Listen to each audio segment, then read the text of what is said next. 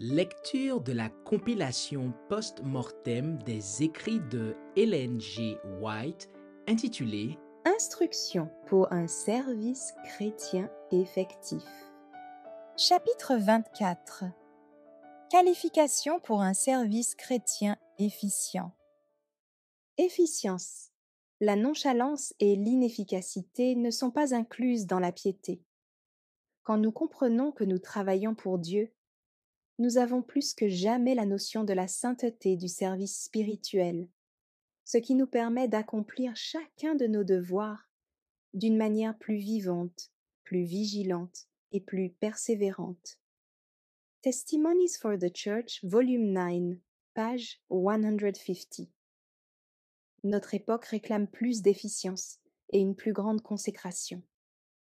Je suis si pénétrée de cette pensée que je crie à Dieu, suscite et envoie des messagers qui aient conscience de leurs responsabilités, des messagers en qui l'idolâtrie du moi, source de tous les péchés, ait été crucifiée. Témoignage pour l'Église, volume 3, 353. L'œuvre, confiée aux disciples, réclamait une grande puissance, car la marée du mal déferlait sur eux, forte et profonde. Conquérant pacifique, 30. Don de la parole. La culture et l'usage de la parole ont leur importance dans toutes les branches de l'activité chrétienne. Il faut s'habituer à avoir des intonations de voix qui plaisent, à ne se servir que d'expressions choisies et correctes, à être toujours aimable et courtois. Les paraboles de Jésus, 343. Le prédicateur et le professeur devraient se rappeler qu'ils ont été appelés à délivrer un message qui aura d'éternelles conséquences. Au grand jour du règlement des comptes, c'est la parole qui a été annoncée, qui jugera les âmes pour la vie ou pour la mort. Certaines accepteront ou rejetteront la vérité selon la manière dont elle aura été exposée devant elles. C'est pourquoi veillons à présenter la parole de telle manière qu'elle fasse impression sur les cœurs. Il faut parler lentement, distinctement, avec solennité, tout en conservant la ferveur indispensable. Les paraboles de Jésus, 343. En cherchant à attirer les âmes dans le cercle de cet amour, que votre langage élevé, votre vie désintéressée et votre joie soient un témoignage rendu à l'efficacité de sa grâce. Rayon de santé, 329. Chaque chrétien est appelé à faire connaître à d'autres les insondables richesses du Sauveur. C'est pourquoi il devrait s'efforcer de cultiver le don de la parole afin de présenter l'Écriture de manière à la faire aimer de son auditoire.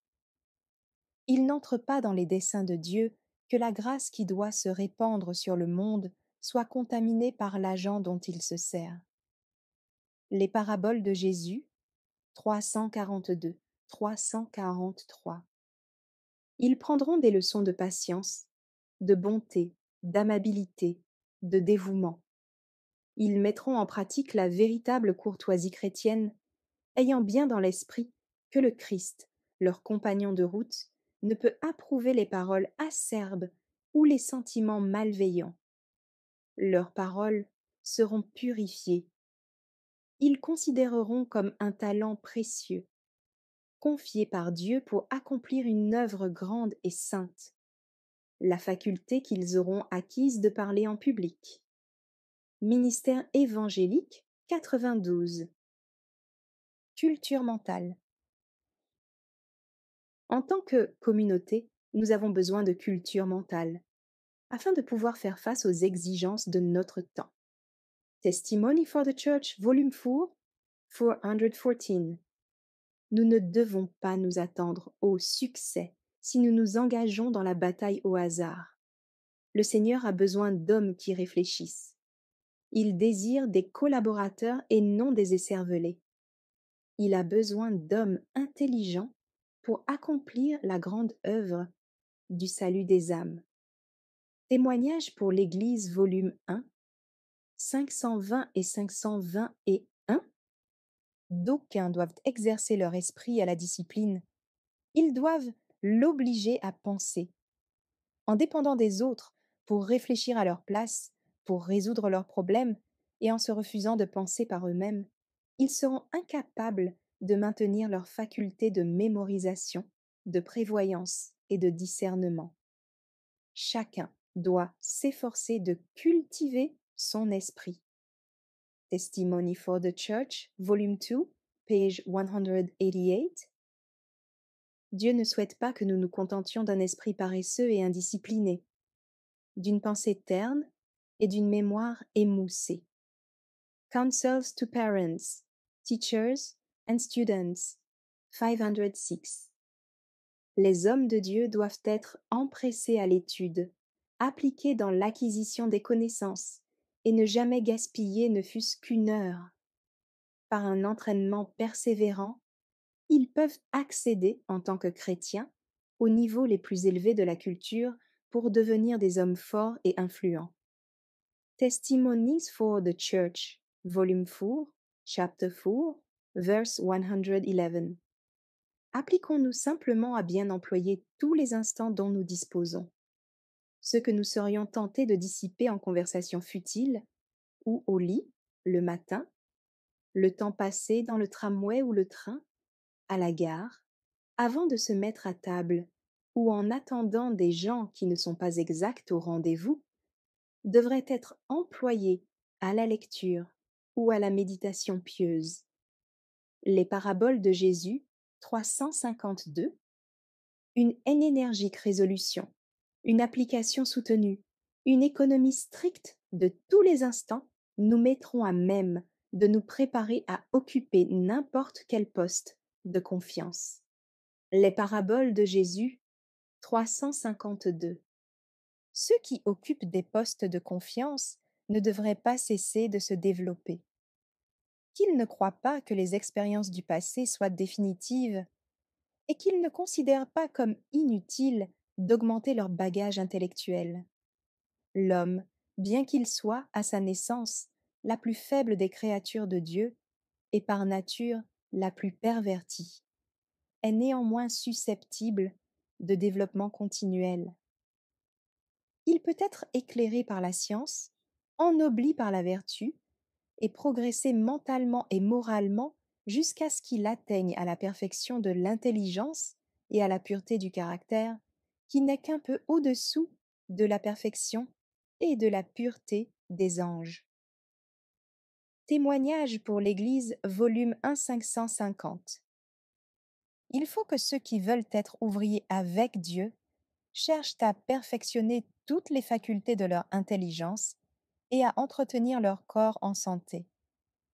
La véritable éducation, c'est l'épanouissement de nos facultés physiques, mentales et morales en vue de l'accomplissement de nos devoirs, du développement de notre corps, de la formation de notre âme et de notre esprit pour le service de Dieu. C'est la seule éducation qui subsistera jusque dans la vie éternelle. Les paraboles de Jésus, 336. Des techniciens, des avocats, des commerçants, bref, des hommes de toute profession acquièrent des connaissances qui leur permettent d'être des experts en leur matière. Les disciples du Christ devraient-ils être moins intelligents et s'engager au service de Dieu en ignorant tout des voies et des moyens? Obtenir la vie éternelle est une affaire plus importante que toute autre chose ici-bas. Afin d'amener les âmes à Jésus, il faut connaître la nature humaine.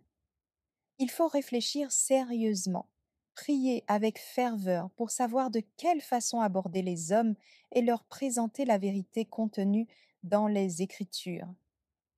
Témoignage pour l'Église, volume 1, 521. Dignité et politesse chrétienne.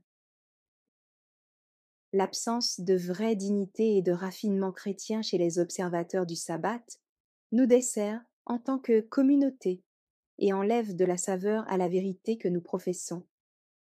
L'éducation de la pensée et des mœurs est une œuvre qui doit être orientée vers la perfection. Si ceux qui professent la vérité ne s'efforcent pas dès maintenant d'user de leurs privilèges et de profiter des occasions qui se présentent pour croître jusqu'à la parfaite stature de Jésus-Christ, ils n'honoreront ni la cause de la vérité, ni la personne du Christ. A Testimony for the Church, Volume 4, 358 and 359. Efforcez-vous de maintenir la dignité de votre travail par une vie bien ordonnée et une conversation pieuse. Ne craignez pas d'élever trop haut votre idéal. Nous devons éliminer toute grossièreté et toute rudesse et cultiver la courtoisie, la distinction et la politesse chrétienne. Gardez-vous de la brusquerie et de la brutalité. Dieu ne tient pas ces particularités pour des vertus. Inspirez-vous de son jugement à cet égard. Conduisez-vous de manière à éviter d'offenser qui que ce soit, à moins que cela ne devienne nécessaire. The Review and Herald, 25 novembre 1890. Il est grandement nécessaire que les hommes et les femmes qui connaissent la volonté de Dieu apprennent à devenir des ouvriers efficients dans sa cause. Ils doivent être pénétrés du sens de la politesse et avoir du discernement, loin de tout vernis trompeur et de toute affectation minaudière, empreint de mondanité. Ils doivent posséder le raffinement et la courtoisie authentique d'inspiration céleste qui caractérise tout chrétien participant à la nature divine. Testimonies for the Church, Volume 4, 358. Nous possédons la vérité, l'espérance et la foi, les plus grandes qui aient jamais été données au monde, et nous désirons les présenter à l'humanité dans leur caractère exaltant. Nous ne voulons pas prendre l'attitude des gens qui implorent le pardon du monde parce que nous osons croire en ces vérités sacrées et précieuses, mais nous voulons marcher humblement devant Dieu et mener une existence digne de notre condition d'enfant du Dieu Très-Haut, et bien qu'étant de faibles instruments, nous comporter comme nous occupant de choses à la fois intéressantes et importantes, plus élevées et plus exaltantes que n'importe quelle affaire temporelle appartenant au monde. The Review and Herald, 26 juillet 1887. Le travail en faveur des âmes nécessite de la consécration, de l'intégrité, de l'intelligence, de l'application, de l'énergie et du tact. Si l'on possède ces qualités, on ne sera jamais inférieur à sa tâche. Au contraire, on exercera pour le bien une influence déterminante. Ministère évangélique 105. On doit choisir comme ouvriers évangéliques des hommes disposés à apprendre les meilleurs moyens d'entrer en contact avec les individus et les familles. Ils doivent porter des vêtements propres mais non extravagants et avoir des manières qui ne détournent pas d'eux les gens. En tant que communauté, nous avons grandement besoin de vraie politesse. Celle-ci doit être recherchée par tous ceux qui font du travail missionnaire. Testimonies for the Church, Volume 4, page 391, 392. Sincérité.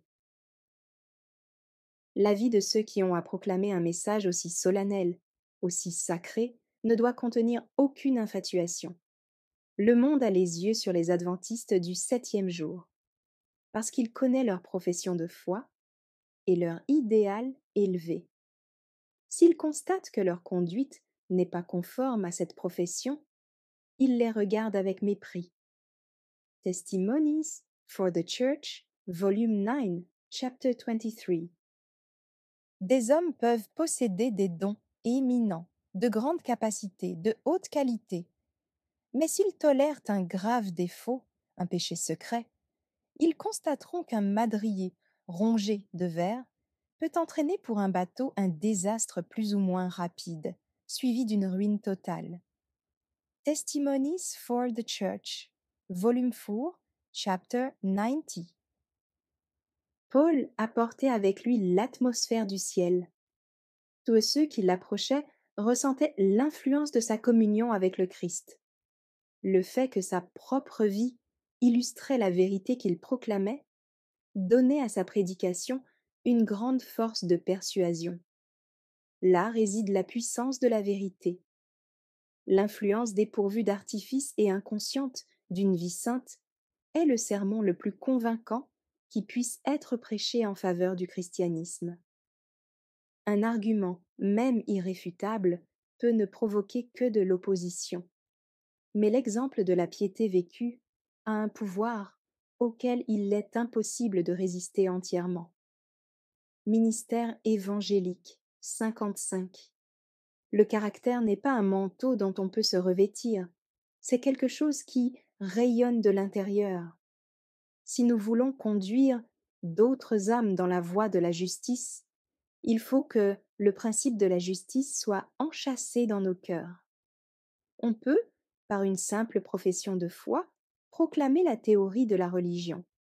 Mais il faut une piété pratique pour placer la parole de vérité devant les yeux. Une vie conséquente, une conversation sainte, une intégrité inébranlable, un esprit actif, bienfaisant, un exemple de piété, voilà les moyens par lesquels la lumière est apportée au monde. L'espoir de l'humanité, 320.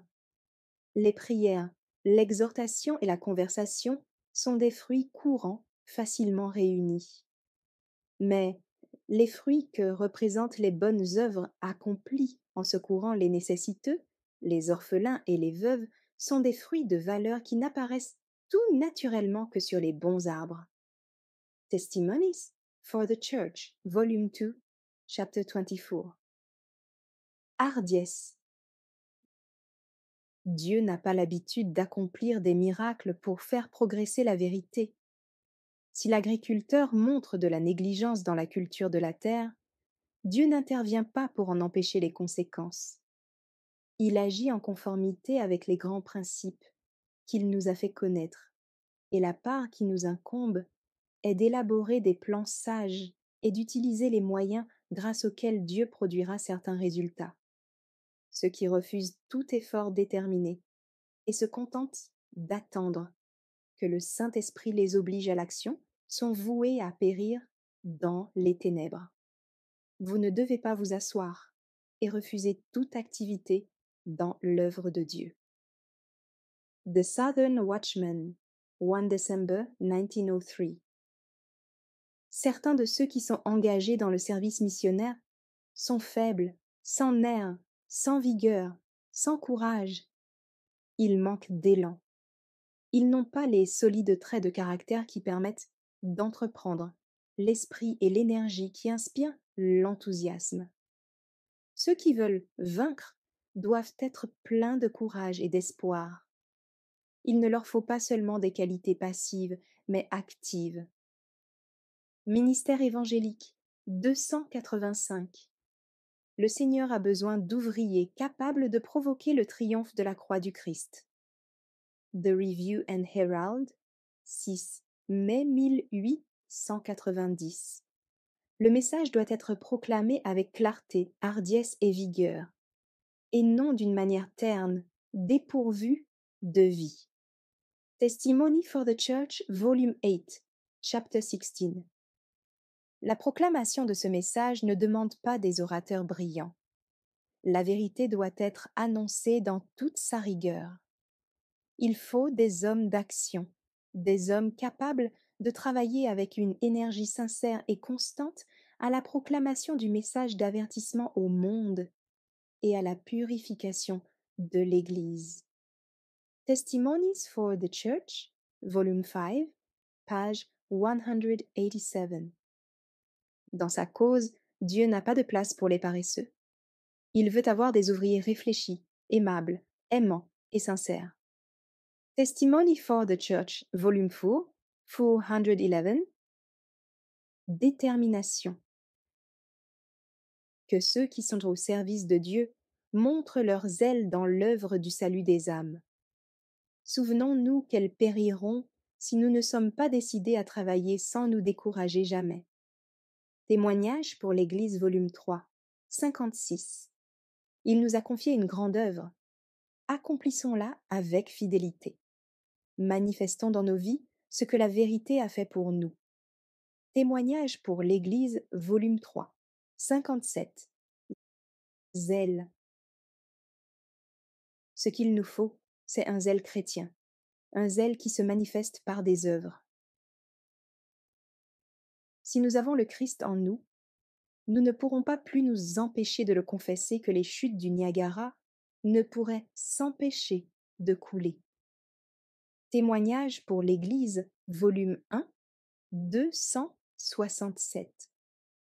Tous ceux qui acceptent le Christ comme leur sauveur personnel voudront le servir. En contemplant ce que le ciel a fait pour eux, leur cœur sera rempli d'amour et d'adoration reconnaissante. Ils s'empresseront de manifester leur gratitude en consacrant leur talent au service de Dieu. Ils désireront montrer leur amour pour le Christ et pour ceux qu'il a rachetés. Toute leur vie sera faite de labeur pour lui, de privation et de sacrifice. Rayon de santé, 376. Un vaste champ d'activité s'ouvre devant les martes ailées pour l'œuvre religieuse. Mais il faut d'abord qu'elle s'asseye, avec Marie, aux pieds de Jésus. Il faut que la diligence, la promptitude et l'énergie soient sanctifiées par la grâce du Christ, pour que la vie devienne une puissance invincible au service du bien. L'espoir de l'humanité. 558, 559.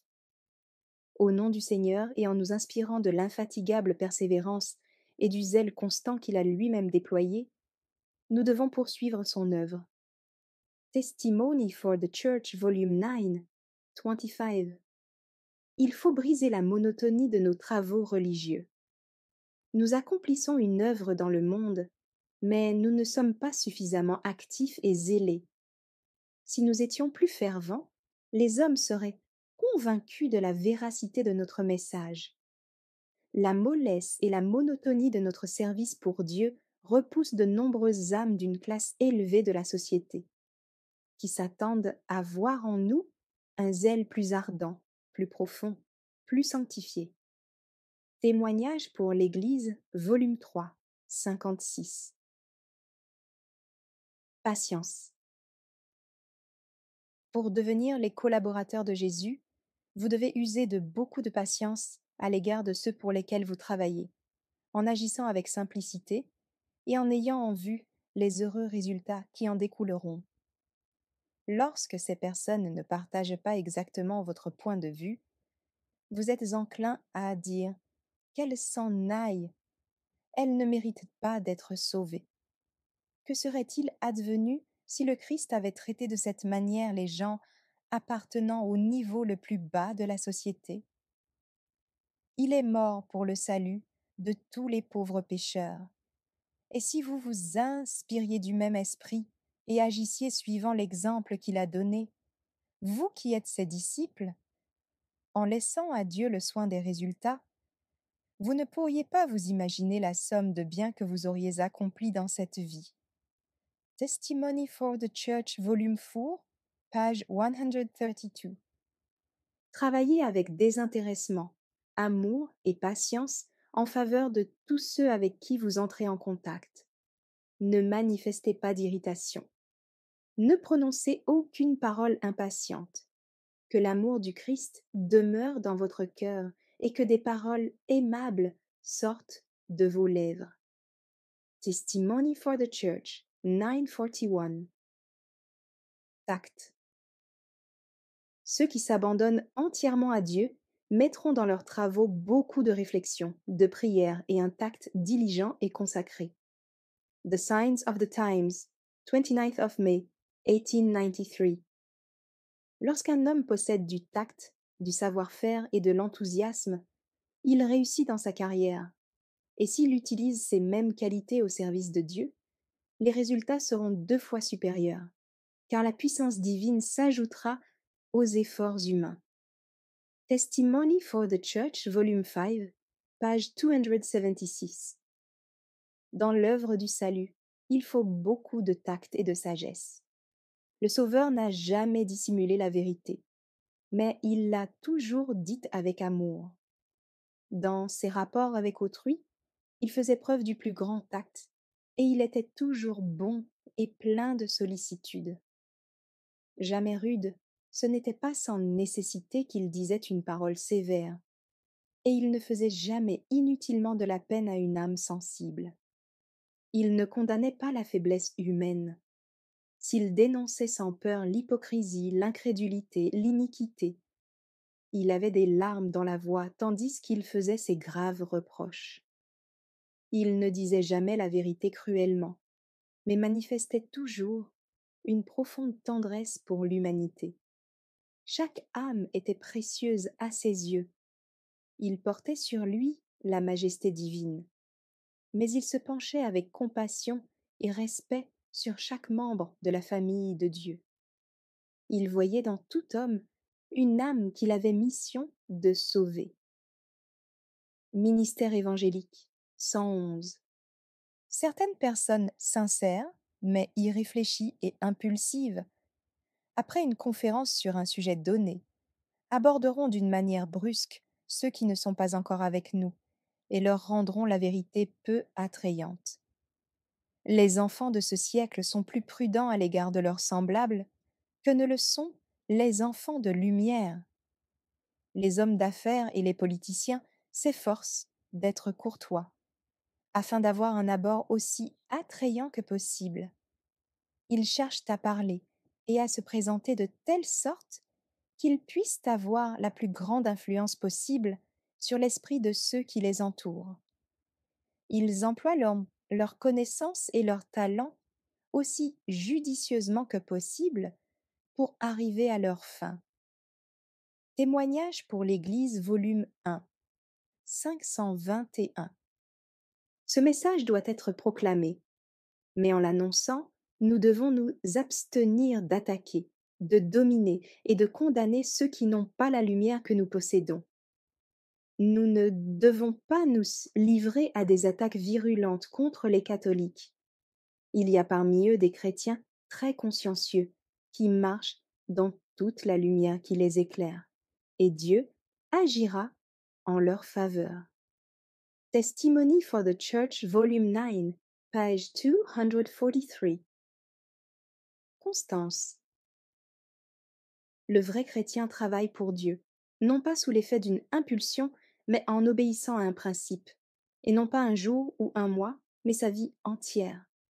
Counsels to Parents, Teachers and Students, 518. Le Sauveur travaillait sans relâche. Il ne comptait pas ses heures. Son temps, son cœur, ses forces étaient voués au service de l'humanité. Ses journées entières étaient consacrées au travail, puis il passait des nuits entières en prière, en vue de pouvoir résister à toutes les ruses de l'ennemi et d'avoir la force pour accomplir son œuvre de relèvement en faveur de l'humanité. Celui qui aime Dieu n'adopte pas la journée de 8 heures. Il travaille à toute heure et ne prend jamais congé du devoir. Chaque fois que l'occasion s'en présente, il fait du bien. Partout et toujours, il trouve le moyen de travailler pour Dieu. Où qu'il aille, il dégage un parfum sur son passage. Testimony for the Church, volume 9, chapter 45. Celui qui, par quelque acte inconsidéré, expose la cause du Seigneur à l'opprobre ou affaiblit les mains de ses compagnons de travail, fait rejaillir sur son propre caractère une tache qui ne s'enlève pas facilement. Il dresse un obstacle sérieux sur le chemin qu'il doit suivre pour être utile. Prophètes et rois, 501. Prenez mon joug sur vous, dit Jésus. Le joug est un instrument de service. Le bétail est soumis au joug afin de fournir un travail effectif. Cette image est employée par le Christ pour montrer que nous sommes appelés au service aussi longtemps que dure notre vie. Il nous faut nous charger de son joug et devenir ainsi ses collaborateurs. L'espoir de l'humanité, 346. Sympathie et sociabilité. Dans chaque domaine de l'œuvre de Dieu, il faut des hommes et des femmes qui savent compatir aux maux de l'humanité. Mais une telle sympathie est rare. The Review and Herald, 6 mai 1890. Nous avons besoin d'éprouver plus de sympathie chrétienne. Il nous en faudrait non seulement envers ceux qui nous paraissent irréprochables, mais encore envers les pauvres âmes qui souffrent et qui luttent, qui pêchent et se repentent, qui sont vaincus par la tentation et se sentent découragés. Comme notre miséricordieux souverain sacrificateur, nous devons nous approcher de nos semblables, émus de compassion pour leur faiblesse. Ministère évangélique 135.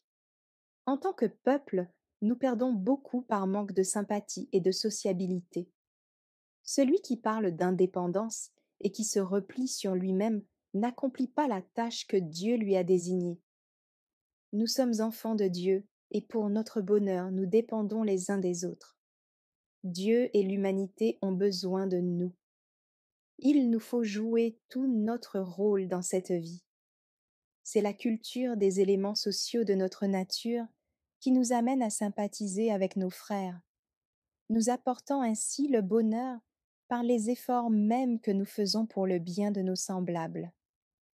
Témoignage pour l'Église, volume 1, 526. Un jour, le Sauveur fut invité à un festin donné par un pharisien. Il acceptait d'aller chez les riches aussi bien que chez les pauvres, et selon son habitude, il illustrait ses enseignements par les scènes qu'il avait sous les yeux. Les paraboles de Jésus, 219. Simplicité. Lorsque le Christ dit à ses disciples « Allez en mon nom rassembler tous ceux qui croient », il plaça nettement devant eux la nécessité de maintenir la simplicité. Moins ils manifesteraient d'ostentation et de déploiement extérieur, plus grande serait leur influence pour le bien. Les disciples devaient parler avec la simplicité dont le Christ lui-même avait fait preuve. Conquérant pacifique, 28. Des milliers de personnes peuvent être touchées de la façon la plus humble. Les plus intellectuels, les mieux doués, reçoivent souvent le plus grand bien des simples paroles d'une âme qui aime Dieu et qui peut parler de cet amour aussi naturellement que l'homme du monde s'entretient des intérêts qui lui sont les plus chers. Souvent, les discours les mieux préparés et les plus soigneusement étudiés ne produisent que peu d'effet. Mais le témoignage loyal et sincère d'un fils ou d'une fille de Dieu, énoncé avec une simplicité naturelle, a la puissance d'ouvrir des portes longtemps fermées au Christ et à son amour.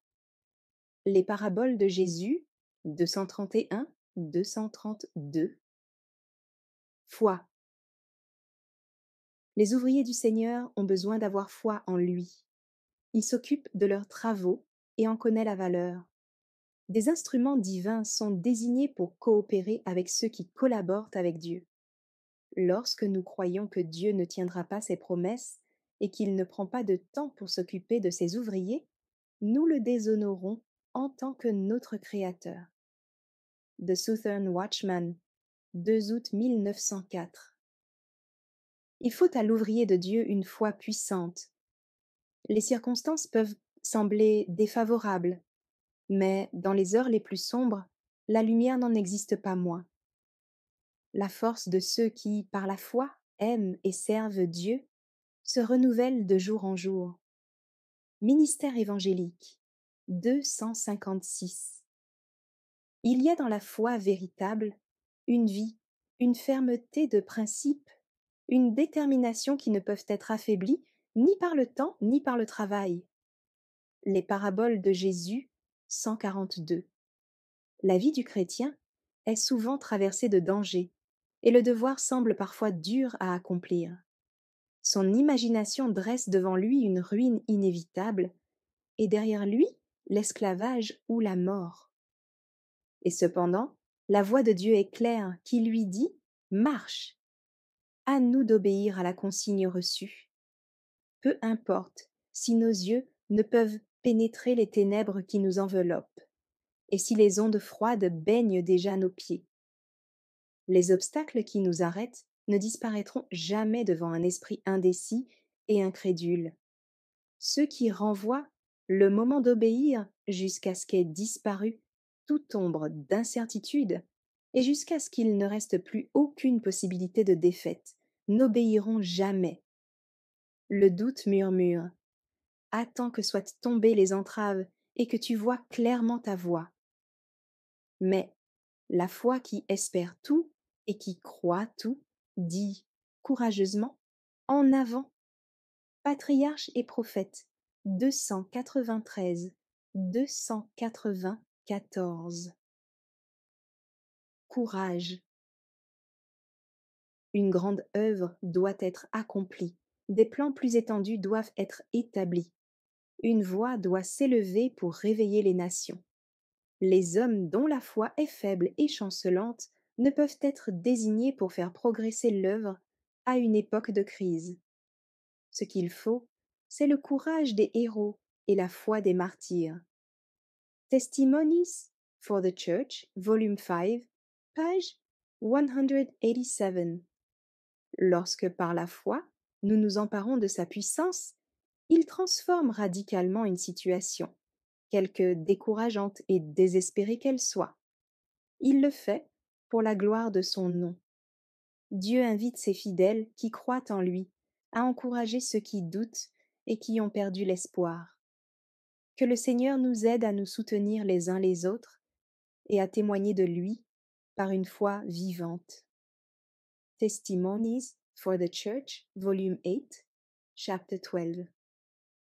L'espoir et le courage sont essentiels dans un service agréable à Dieu. Ce sont les fruits de la foi. Le découragement est coupable et déraisonnable. Prophète et roi, 120. Aux disciples de Jésus, il faut du courage, de l'énergie et de la persévérance. Bien que des obstacles en apparence insurmontables obstruent la route, les ministres de l'Évangile peuvent aller de l'avant, soutenus par la grâce. Au lieu de se plaindre des difficultés, ils s'efforceront de les surmonter. Ils ne doivent désespérer de rien, mais tout espérer. Avec la chaîne d'or de son incomparable amour, Jésus les a reliés au trône de Dieu. Son dessein est que la plus haute influence de l'univers, émanant de la source de la toute-puissance, soit la leur. Ils résisteront au mal, avec cette force que ni le monde, ni la mort, ni l'enfer ne peuvent maîtriser, et qui les rendra capables de vaincre comme le Christ lui-même a vaincu. Ministère évangélique 35. Consécration. La véritable sainteté est une consécration totale au service de Dieu. Sans une telle consécration, il ne saurait y avoir de vie chrétienne véritable. Le Christ exige de nous une consécration sans réserve. Il réclame notre cœur, notre âme, notre esprit, nos forces à son service. Celui qui ne vit que pour lui-même n'est pas chrétien. Les paraboles de Jésus, 39. La première chose que doit faire celui qui veut devenir ouvrier avec Dieu, c'est d'apprendre à se défier de lui-même. Ainsi seulement, on peut devenir participant du caractère du Christ.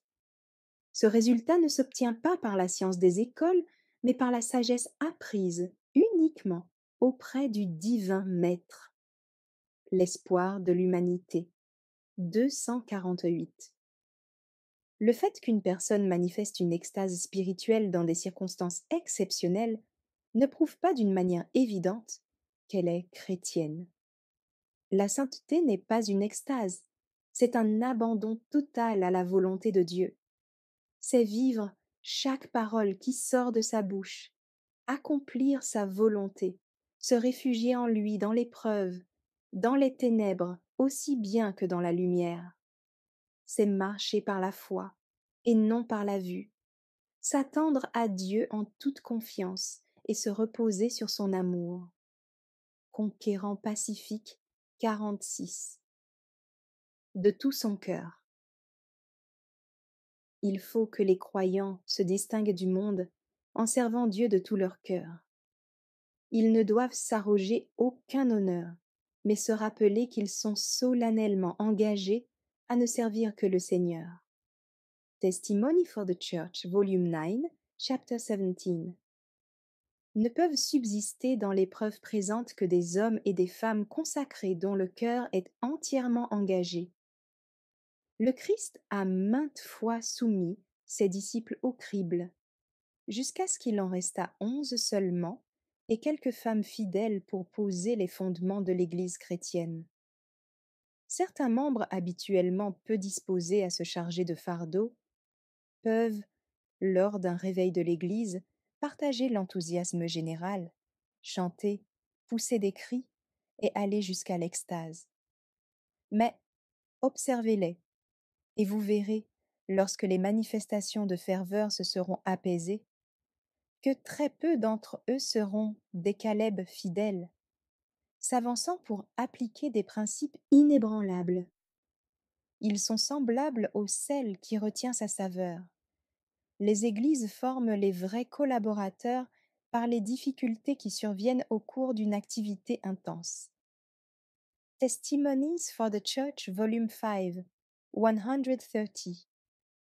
On ne peut réussir au service de Dieu si l'on ne met pas son cœur tout entier à l'ouvrage, si toutes choses ne sont pas considérées comme une perte en comparaison de l'excellence de la connaissance du Christ. Celui qui fait des réserves ne saurait devenir un disciple du Christ, encore moins l'un de ses collaborateurs. L'espoir de l'humanité, 275. Que le peuple de Dieu ne se laisse donc pas gagner par l'esprit de spéculation, qu'il ne s'associe pas à des incroyants pour se lancer dans des entreprises commerciales, car il serait entravé dans la tâche qui lui a été assignée par le Seigneur. Témoignage pour l'Église, volume 3, chapitre 3, verset 3, 144. Le Rédempteur n'acceptera pas un service partagé. Journellement, le ministre de Dieu doit apprendre le sens du véritable renoncement. Ministère évangélique 107. Loyauté. Le Seigneur a de l'aversion pour l'indifférence et l'infidélité manifestées au cours des crises que traverse son œuvre. Tout l'univers s'intéresse d'une manière inexprimable aux dernières scènes de la grande lutte entre le bien et le mal. Le peuple de Dieu approche des rivages du monde éternel. Que peut-il y avoir de plus important pour lui que de rester fidèle au Très-Haut? À travers tous les âges, le Seigneur a eu ses héros spirituels, et il en possède encore aujourd'hui. Des héros qui, tels Joseph, Élie, Daniel, ne craignent pas de dire qu'ils font partie du peuple élu. Des bénédictions spéciales sont accordées aux hommes d'action, qui ne dévient jamais du sentier du devoir, et qui s'écrit avec une énergie toute divine.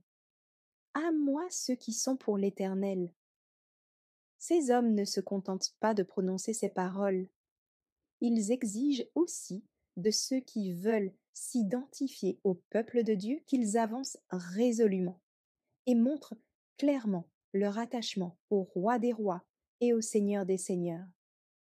De tels hommes subordonnent leur volonté et leurs plans à la loi divine. Par amour pour le Seigneur, ils ne font aucun cas de leur vie. Tout ce qu'ils désirent, c'est de saisir la lumière de la parole de Dieu et de la faire resplendir dans le monde. Fidèles à Dieu, telle est leur devise. Prophètes et rois, 107, 108. Promptitude. Le devoir de chaque chrétien est d'acquérir des habitudes d'ordre, de savoir-faire et de diligence. La négligence est inexcusable. Quand celui qui travaille n'arrive pas à un résultat, c'est qu'il n'y a pas consacré toute son ardeur. Celui qui manque d'habileté et qui, par conséquent, a de la peine à se tirer d'affaire dans la vie, doit savoir qu'il a contracté une mauvaise habitude dont il doit se corriger. Il faut qu'il s'applique à tirer de son temps le meilleur parti possible. Avec du tact et de la méthode, il est des personnes qui, en 5 heures, feront autant de travail que d'autres en 10. Il est des ménagères qui sont toute la journée au travail, non parce qu'elles ont fort à faire, mais parce qu'elles ne travaillent pas avec méthode. Par leur lenteur et leur manière dilatoire, elles se donnent beaucoup de peine pour peu de choses. Mais tous ceux qui le désirent peuvent vaincre ces habitudes regrettables. Ils n'ont qu'à se fixer un but précis et décider du temps nécessaire pour une tâche donnée. En exerçant leur volonté, leurs mains deviendront plus habiles. Les paraboles de Jésus, 352, 353. Le service pour le Christ exige une prompte obéissance. The Southern Watchman, Nin août 1904. Le Seigneur désire voir chez ses serviteurs un esprit prompt à saisir la valeur des âmes, à discerner les devoirs du moment, à assumer les responsabilités qu'il place sur eux. Testimony for the Church, volume 9, page 123. La promptitude dans le service de Dieu est une partie importante de la vraie religion. On devrait saisir les circonstances favorables pour accomplir la volonté du Seigneur. L'action rapide et décisive au moment opportun assure d'éclatantes victoires, alors que le retard et la négligence aboutissent à l'insuccès qui déshonore Dieu. Prophète et roi, 514. Maintenir des principes élevés. Bien des prédicateurs qualifiés pour faire un travail excellent ont peu de résultats parce qu'ils entreprennent peu. Des milliers de gens traversent la vie, comme s'ils n'avaient pas de but élevé ni d'idéal à atteindre. Une des raisons en est le peu d'estime qu'ils ont d'eux-mêmes. Mais le Christ a payé pour nous un prix infini, et il désire que nous nous évaluions à la mesure de cette rançon. Ministère évangélique 286. Pendant toute sa vie terrestre, Jésus fut un travailleur assidu. Il s'attendait à beaucoup et il entreprenait beaucoup. L'espoir de l'humanité, 65. Ceux qui sont au service du Maître ont besoin d'une expérience plus haute, plus profonde, plus large, telle qu'ils n'ont jamais pensé en avoir une. Beaucoup de ceux qui sont déjà des membres de la grande famille de Dieu savent encore bien peu ce que c'est que de contempler sa gloire et que d'être changés de gloire en gloire. Beaucoup ont une faible perception de l'excellence du Christ et leur cœur cependant tressaille déjà de joie. Ils soupirent après un sentiment plus plein, plus profond de l'amour du Sauveur, qu'il se complaise dans chacun de ses désirs de l'âme pour Dieu. Ministère évangélique 269. J'ai un message à donner à nos prédicateurs, médecins, professeurs et à tous ceux qui travaillent au service du Maître. Le Seigneur vous supplie de chercher à parvenir à un idéal de sainteté plus élevé. Vous devez arriver à posséder une expérience si profonde qu'elle dépasse tout ce que vous avez pu imaginer. Beaucoup de ceux qui sont déjà membres de la grande famille de Dieu savent encore bien peu de ce que cela représente que de contempler sa gloire et d'être changés de gloire en gloire. Plusieurs d'entre vous ont une faible perception de l'excellence du Christ, et cependant votre âme tressaille déjà de joie. Vous soupirez après un sentiment plus total, plus profond de l'amour du Sauveur. Vous êtes insatisfait, mais ne désespérez pas. Donnez à Jésus le meilleur et ce qu'il y a de plus sacré des affections de votre cœur. Emparez-vous de chaque rayon de lumière. Cultivez toutes les aspirations de votre âme vers Dieu. Entretenez les pensées spirituelles et les saintes communions.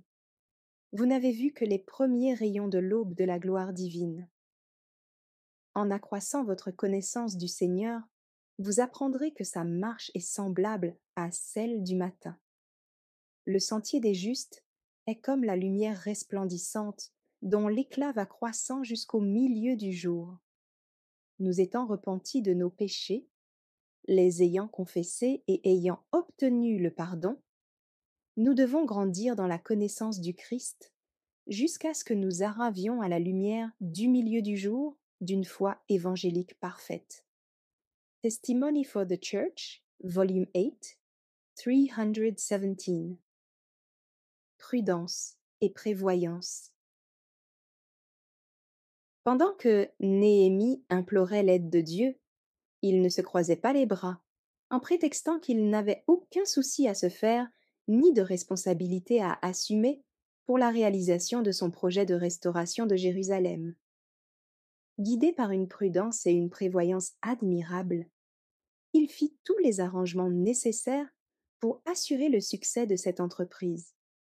Chacune de ces initiatives fut marquée d'une grande prudence.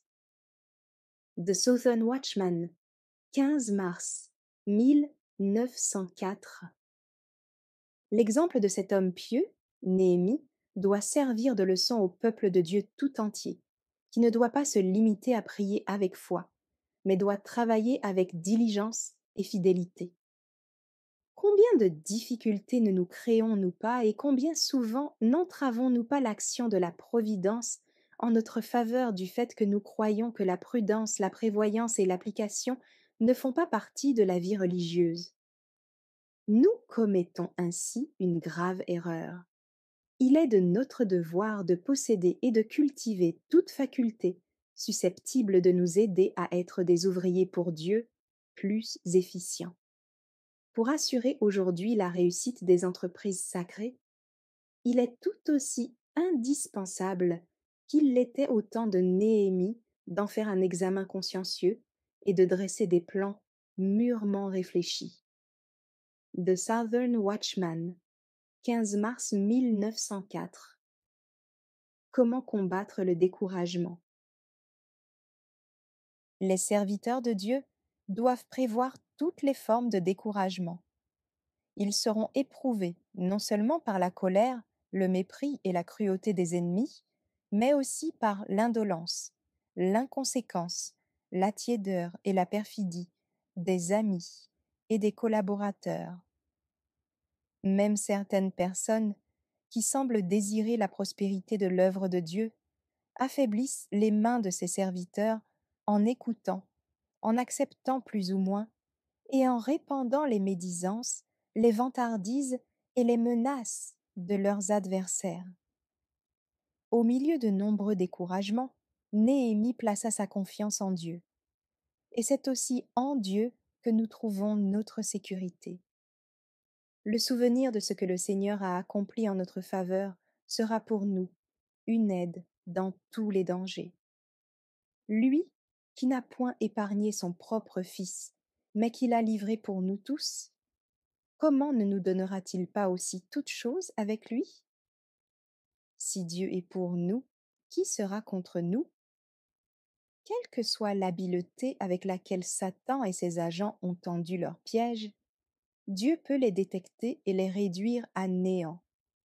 The Southern Watchman, 19 avril 1904. Ceux que le Saint-Esprit a chargés d'accomplir une tâche particulière et qui occupent la pointe du combat subissent fréquemment une certaine réaction lorsque la calamité s'estompe. Le découragement peut ébranler la foi la plus solide, affaiblir la volonté la plus ferme. Mais le Seigneur comprend tout, et il ne cesse d'aimer et d'avoir pitié de ses enfants. Il lit dans leur cœur les intentions et les desseins qui les animent. Attendre avec patience et confiance lorsque tout paraît sombre, voilà ce que tous ceux qui ont la charge de l'œuvre de Dieu devraient apprendre. Le ciel n'abandonne jamais les siens dans l'adversité. Aucune situation n'est apparemment plus désespérée et cependant plus triomphante que celle de l'homme conscient de son néant et pleinement confiant en Dieu. Prophètes et rois, 129. Le Seigneur réclame des soldats qui ne manquent pas à leur devoir ni ne se laissent aller au découragement, mais qui acceptent la tâche avec tous ses désagréments. Il veut que nous prenions le Christ pour exemple. The Review and Herald, 17 juillet 1894. Ceux qui, de nos jours, prêchent des vérités difficiles à accepter ne doivent pas se décourager s'ils ne rencontrent pas toujours un accueil plus favorable, même parmi ceux qui se disent chrétiens, que celui que reçurent Paul et ses compagnons de la part de ceux en faveur de qui ils travaillaient. Les messagers de la croix doivent se donner à la vigilance et à la prière, avancer avec courage et foi, travaillant sans relâche au nom de Jésus. The Acts of the Apostle 230. Amabilité. Un esprit qui sait rester aimable, malgré les injures, servira plus favorablement la vérité que les arguments les plus puissants. L'espoir de l'humanité. 372. Nos paroles destinées à détourner les hommes de leurs erreurs doivent être empreintes de beaucoup de douceur, à la manière de la rosée matinale qui, après une période de sécheresse, tombe sur les plantes flétries et les ranime. Le dessein de Dieu est d'atteindre d'abord les cœurs. Parlons de la vérité avec amour, comptant sur Dieu qui seul peut réformer les vies. Le Saint-Esprit fera pénétrer jusqu'au fond de l'âme les mots ainsi prononcés. Rayons de santé, 330 et 331. La tendresse, la douceur et l'amabilité apportent le salut aux égarés et couvrent une multitude de péchés. La manifestation de l'Esprit du Christ dans votre caractère opérera chez ceux qui vous entourent une réelle transformation. Laissez Jésus agir dans votre cœur jour après jour, et vous verrez se développer en vous la puissance créatrice de sa parole.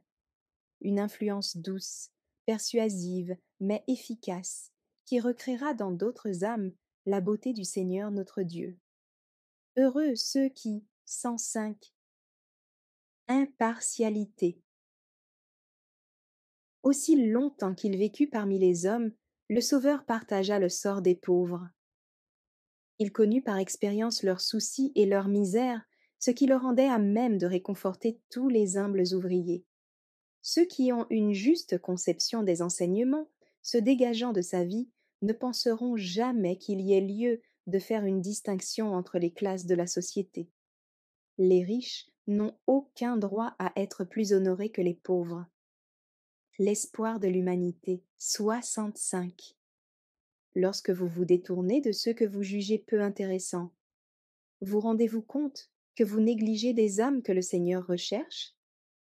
C'est au moment où elles ont le plus grand besoin de votre compassion que vous vous détournez d'elles. Dans toutes les églises, il y a des âmes qui aspirent au repos et à la paix. Elles peuvent paraître indifférentes, mais elles ne sont pas insensibles à l'influence du Saint-Esprit, et beaucoup d'entre elles pourraient être gagnées au Sauveur. Les paraboles de Jésus, 188. L'appel évangélique ne doit pas être rétréci et présenté uniquement à un petit nombre de personnes choisies que l'on supposerait prêtes à nous faire l'honneur de l'accepter. Le message doit être donné à tous. Partout où des cœurs s'ouvrent à la vérité, le Christ est prêt à les instruire. L'espoir de l'humanité, 189. Honnêteté, fidélité, assiduité.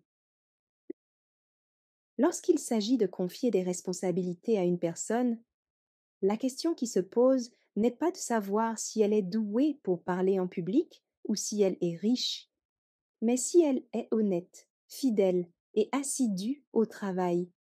Car quelles que soient ses références, si elle ne possède pas ces qualités, elle ne pourra jamais accéder à des postes de responsabilité. Testimony for the Church, Volume 4, Chapter 4, Verse 113. Désintéressement. La manière dont le Sauveur travaillait doit nous servir d'exemple. Il ne cessait d'aller de lieu en lieu, faisant du bien. Au temple, dans les synagogues, dans les rues, sur les places publiques, dans les ateliers, sur le rivage de la mer et sur les collines. Il prêchait l'Évangile et guérissait les malades. Sa vie désintéressée est pour nous une leçon. Son amour tendre et compatissant condamne notre égoïsme. Témoignage pour l'Église, volume 3, 357. Nous ne devons pas travailler uniquement pour recevoir un salaire. Au service du Seigneur, l'intérêt personnel ne compte pas. Le renoncement et l'esprit de sacrifice ont toujours été et resteront toujours les premières qualités requises pour accomplir un service agréable à Dieu. Notre Seigneur et Maître ne conçoit pas qu'un seul filament d'égoïsme soit tissé dans son ouvrage.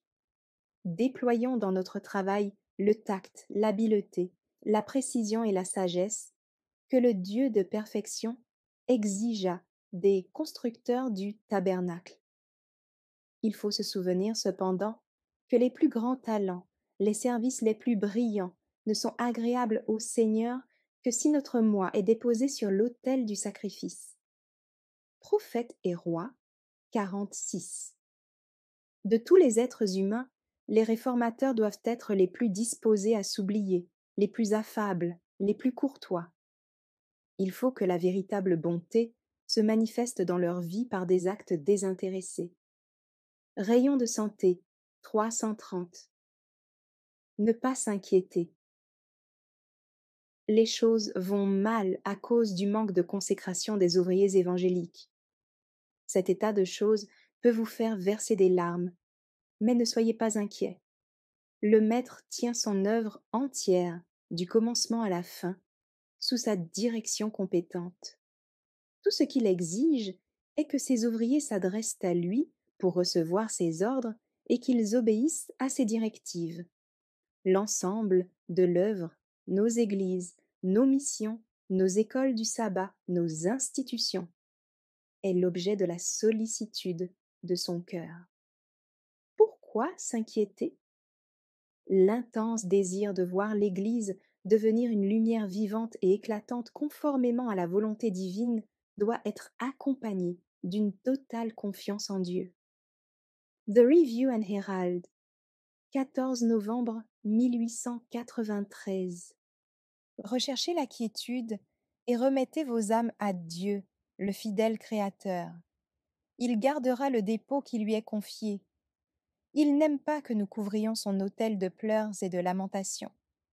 Vous avez déjà suffisamment de sujets de louange, même si vous n'assistez pas à la conversion d'une autre âme. Mais la bonne œuvre se poursuivra si seulement vous allez de l'avant sans vous efforcer de tout ramener à votre point de vue. Que la paix de Dieu règne dans vos cœurs et soyez reconnaissants. Laissez de la place à Dieu pour qu'il puisse agir.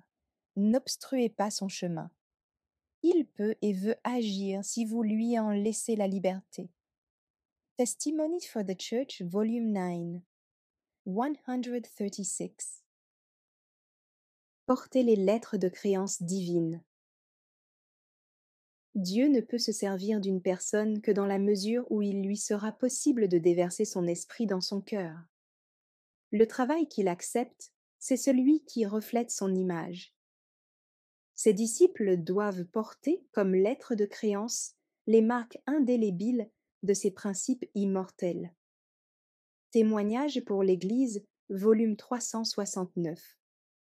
Il fallait que le nom du Christ soit leur mot d'ordre, l'insigne qui les distinguerait, l'autorité sur laquelle s'appuierait leur action et la source de leur succès. Tout, dans son royaume, devait porter son nom et sa suscription. Conquérant pacifique, 28. Disponibilité totale. Soyez toujours totalement disponible pour proclamer les louanges de celui qui vous a appelé des ténèbres à son admirable lumière. The Review and Herald, 24 janvier 1893. Les serviteurs de Dieu doivent être alertes, sur le qui-vive, toujours prêts et prompts à entrer à tout instant dans la voie que leur ouvre la Providence. Tout délai de leur part fournit à Satan l'occasion de leur infliger une défaite. Patriarches et prophètes, 444. Le peuple qui observe les commandements de Dieu doit constamment se tenir prêt à servir. Testimony for the Church, volume 8, page 247. Les vrais représentants du Christ travaillent pour le bien de leurs semblables. Ils trouvent leur joie à faire progresser l'œuvre de Dieu dans leur pays et ailleurs. On les voit et on les entend aux réunions de prière, et leur influence s'y fait sentir. Ils s'efforcent d'aider et éventuellement de remplacer le prédicateur dont ils n'ont pas les charges.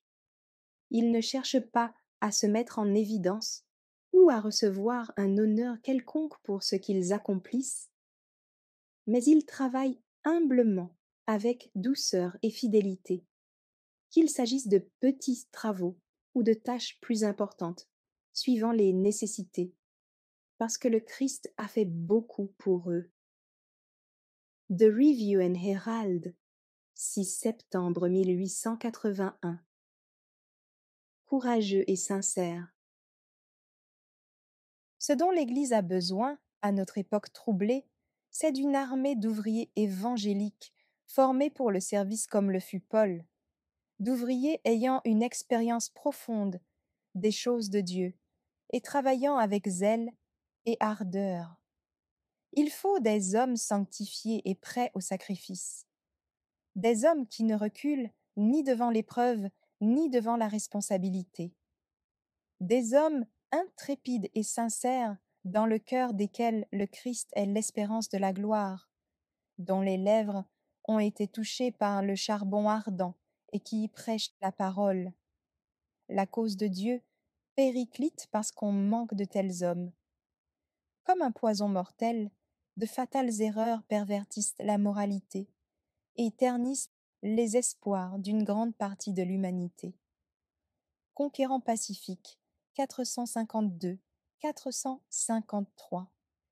C'est par un travail agressif, au milieu de l'opposition, des dangers, des pertes et des souffrances qu'il faut poursuivre l'œuvre du salut des âmes. Au cours d'une certaine bataille, alors qu'un régiment de la troupe chargé d'attaquer reculait devant l'ennemi, le porte-drapeau, au lieu de suivre le mouvement de repli, resta immobile. Le capitaine, lui ayant crié de ramener le drapeau, il répliqua: Ramenez les hommes au drapeau. Voilà l'œuvre de tout fidèle porte-étendard. Ramenez les hommes au drapeau. Le Seigneur demande des hommes qui donnent tout leur cœur. Nous savons tous que le péché de beaucoup de gens qui se disent chrétiens est de manquer de courage et d'énergie pour s'élever eux-mêmes et ceux dont ils s'occupent à la hauteur de l'idéal. Testimonies for the Church, volume 9, pages 45 and 46. Dieu ne peut employer des hommes qui, au moment du danger, alors que leur influence, leur force, leur courage sont indispensables, craignent de prendre position pour ce qui est juste. Il réclame des hommes qui luttent fidèlement contre le mal, contre les principautés et les puissances, contre les princes des ténèbres de ce monde, contre les esprits malins qui sont dans les lieux célestes. C'est à ceux-là qu'il adressera un jour ces paroles. C'est bien, bon et fidèle serviteur. Entre dans la joie de ton maître. Prophètes et rois 103, 104. Dieu réclame des hommes comme Élie, Nathan, Jean-Baptiste, des hommes qui proclament son message sans tenir compte des conséquences qui en résultent, des hommes qui répandent courageusement la vérité, bien que cela entraîne le sacrifice de tout ce qu'ils possèdent. Prophètes et rois 103. Sollicitude du berger. Le berger qui s'aperçoit qu'il lui manque une brebis ne se contente pas de regarder son troupeau et de dire « Après tout, il m'en reste encore 99 qui sont en lieu sûr. Aller à la recherche de celle qui manque à l'appel serait trop pénible. Qu'elle revienne, je lui ouvrirai la porte du bercail. » Non, dès qu'il s'aperçoit qu'il manque une brebis, il est saisi d'angoisse et de tristesse et se met à compter et recompter son troupeau. Dès qu'il est sûr de sa disparition, il ne peut plus dormir. Il laisse les 99 dans la bergerie pour aller à la recherche de l'égaré. plus la nuit est sombre et orageuse, et plus dangereux sont les sentiers. Plus grande est la sollicitude du berger, et plus actives sont ses recherches. Il fait l'impossible jusqu'à ce qu'il l'ait trouvé. Quel soulagement n'éprouve-t-il pas quand il entend au loin son bêlement plaintif? Guidé par le son de ses plaintes, il gravit les pentes les plus escarpées. Il va jusqu'au bord du précipice, au risque de sa propre vie. Il continue ses recherches, tandis que les bêlements de plus en plus faibles de la brebis lui font comprendre qu'elle va mourir. Enfin, ses efforts sont couronnés de succès. Sa brebis est retrouvée. Il ne lui fait pas d'inutiles reproches parce qu'elle lui a causé tant de soucis et de fatigue. Il ne la chasse pas devant lui avec son fouet. Il n'a même pas l'idée de la conduire à la bergerie. Mais, dans sa joie débordante, il la charge toute tremblante sur ses épaules. Si elle est meurtrie et blessée, il la prend dans ses bras, la presse et la réchauffe sur son sein pour lui redonner la vie, et heureux que ses peines n'aient pas été vaines, il la ramène au bercail. Les paraboles de Jésus, 184, 185. Humilité. En choisissant des hommes et des femmes pour son service, Dieu ne demande pas s'ils sont instruits, éloquents ou riches en biens de ce monde, mais s'ils ont assez d'humilité pour recevoir ses enseignements, s'il peut mettre ses paroles sur leurs lèvres, s'ils sont disposés à être ses représentants. Testimony for the Church, Volume 7, 144. Dans votre travail en faveur des pauvres, des méprisés, des abandonnés, ne restez pas drapés dans votre dignité et dans votre supériorité, car en agissant ainsi, vous ne feriez rien de bon. Testimony for the Church, Volume 6, page 277. Ce qui permettrait à nos églises d'avoir de la vigueur dans leurs efforts et de réussir, ce n'est pas l'agitation, mais l'action tranquille et humble. Ce n'est pas l'ostentation, ni la grandiloquence, mais le travail patient, persévérant, inspiré par la prière. Testimony for the Church, Volume 5, page 130. L'humiliation de la défaite devient fréquemment un bienfait, en nous faisant comprendre notre incapacité à accomplir la volonté de Dieu sans son aide. Patriarchs and Prophets, 633. Les talents de l'homme humble sont utiles dans le travail de maison en maison et peuvent accomplir davantage que les dons les plus brillants. Testimony for the Church, Volume 9, 37 and 38. Le ciel tout entier s'intéresse à l'œuvre qu'accomplissent dans le monde les messagers de Dieu au nom de Jésus-Christ de Nazareth. C'est une œuvre importante, frères et sœurs, et en vue de la réaliser en toute sincérité, nous devons nous humilier chaque jour devant Dieu et ne pas croire que notre sagesse soit parfaite. Nous ne devons pas demander à Dieu qu'il nous humilie, car lorsque Dieu se saisit de nous, il peut nous humilier d'une manière qui ne nous soit pas agréable. Mais nous devons jour après jour nous humilier nous-mêmes sous la puissante main de Dieu. Nous devons travailler à notre salut avec crainte et tremblement.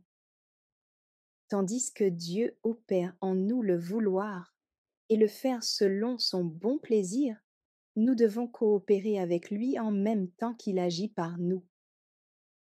The Review and Herald, 12 juillet 1887. Nous devons lutter pour pouvoir entrer par la bonne porte, car cette porte ne vacille pas sur ses gonds. Elle ne laisse pas entrer les caractères douteux. Nous devons maintenant tendre de tous nos efforts vers la vie éternelle, avec une intensité proportionnée à sa valeur. Ce ne sont ni l'argent, ni les propriétés, ni la position sociale qui ouvrent les portes du paradis, mais la possession d'un caractère chrétien. Ce n'est pas grâce à un rang élevé ou à des réalisations d'ordre intellectuel que nous obtiendrons la couronne d'immortalité. Ce don ne sera accordé qu'à ceux qui sont doux et humbles de cœur et qui ont placé leur confiance en Dieu. The Southern Watchman, 16 avril 1903. Lorsque vous rentrez d'une tournée missionnaire, ne vous vantez pas de vos succès, mais exaltez Jésus, élevez la croix du calvaire. Testimony for the Church, volume 5, page 596. L'humilité précède la gloire. Pour occuper une place élevée aux yeux des hommes, le ciel choisit l'ouvrier qui, comme Jean-Baptiste, prend une place humble devant Dieu. Le disciple, qui ressemble davantage à un enfant, est l'ouvrier le mieux qualifié pour l'œuvre de Dieu. Les intelligences célestes sont prêtes à coopérer avec celui qui cherche à sauver les âmes et non à s'élever au-dessus des autres. L'espoir de l'humanité 466. Tempérance. Chaque enfant de Dieu devrait être conscient de la nécessité d'être tempérant dans son régime alimentaire, sa façon de se vêtir et son travail, afin de pouvoir accomplir le maximum pour la cause de Dieu. Lorsque l'ouvrier a subi les pressions du travail et du souci, et qu'il est surmené physiquement et mentalement, il doit se mettre à l'écart et se reposer, non avec l'intention de satisfaire son égoïsme personnel, mais pour se préparer aux tâches futures. Nous avons un adversaire vigilant qui nous harcèle constamment pour profiter de la moindre faiblesse qui lui permettra de rendre ses tentations plus efficaces pour le mal. Lorsque l'esprit est surexcité et le corps affaibli, l'ennemi en profite pour multiplier ses tentations les plus perfides, pour faire succomber l'enfant de Dieu. L'ouvrier du Seigneur doit soigneusement ménager ses forces, et lorsqu'il est affaibli par le travail qui lui incombe, se reposer tout en communiant avec Jésus. The Review and Herald, 14 novembre 1893. L'abus des forces physiques abrège la vie qui eût pu être employée à glorifier Dieu. De plus, il nous prive du privilège d'être ses agents qualifiés car, par nos habitudes perverses, telles que des veillées trop prolongées, la satisfaction de l'appétit, nous préparons le terrain à une plus grande déficience. La négligence de l'exercice physique, le surmenage mental ou physique, déséquilibre le système nerveux. Agir ainsi, c'est se rendre coupable d'un vol au préjudice du Seigneur et causer du tort à ses semblables. Nous perdons alors l'occasion de faire du bien à d'autres, ce à quoi Dieu nous appelle dans ce monde. Nous nous rendons incapables de faire ce que nous aurions pu réaliser en un temps plus court. Dieu nous tient pour coupables quand, par de mauvaises habitudes, nous privons le monde du bien que nous aurions pu faire. Les paraboles de Jésus, 355. Dans ses exigences, notre Dieu est toujours miséricordieux, plein de compassion et raisonnable. Il ne nous demande pas de nous engager dans une carrière qui risquerait de nous faire perdre la santé ou d'affaiblir nos facultés mentales. Il ne veut pas que nous travaillions sous une pression et une tension telles qu'il en résulte un épuisement et un abattement nerveux. Le Seigneur nous a dotés de la faculté de raisonner. Il désire que nous nous en servions et que nous agissions en harmonie avec les lois de la vie implantées en nous, car cette soumission nous procurera les équilibres nécessaires. Les jours se suivent, chacun d'eux comportant ses responsabilités et ses devoirs. Et il ne faut pas que la tâche de demain soit incluse dans celle d'aujourd'hui. Les ouvriers dans la cause de Dieu doivent être conscients de son caractère sacré, et ils doivent se préparer à l'œuvre du lendemain par une judicieuse utilisation le jour même de leurs facultés. Repos et réflexion. Les disciples de Jésus devaient être instruits quant à la manière de travailler et de se reposer. Aujourd'hui, il est également nécessaire que les ouvriers choisis par Dieu obéissent à l'ordre du Christ, leur demandant d'aller à l'écart pour prendre du repos. Bien des existences de valeur ont été inutilement sacrifiés pour avoir ignoré cet ordre. Bien que la moisson soit grande et les ouvriers peu nombreux, on ne gagne rien en sacrifiant sa santé et sa vie. Beaucoup d'ouvriers affaiblis et usés sont profondément attristés en voyant tout ce qui devrait être accompli et combien peu ils sont capables de faire eux-mêmes. Ils aspirent de tout leur cœur à recouvrer des forces physiques pour pouvoir faire davantage. C'est à eux, précisément, que Jésus dit « Venez à l'écart dans un lieu désert et reposez-vous un peu ». La vie du chrétien n'est pas faite d'incessantes activités ou de continuelle méditation. Les chrétiens doivent travailler avec ardeur au salut de ceux qui sont perdus. Et ils doivent aussi consacrer du temps à la contemplation, à la prière et à l'étude de la parole de Dieu. Il n'est pas bon de se trouver constamment sous la pression du travail et de l'agitation, car de ce fait, la piété personnelle est négligée et les facultés mentales et physiques sont lésées. Tous ceux qui se mettent à l'école de Dieu ont besoin de temps pour communier avec eux-mêmes, avec la nature et avec Dieu. Ils doivent en recevoir la révélation d'une vie qui ne s'harmonise pas avec les coutumes et les pratiques du monde. Ils ont besoin d'acquérir une expérience personnelle pour la connaissance de la volonté de Dieu. Individuellement, nous devons l'entendre parler au cœur.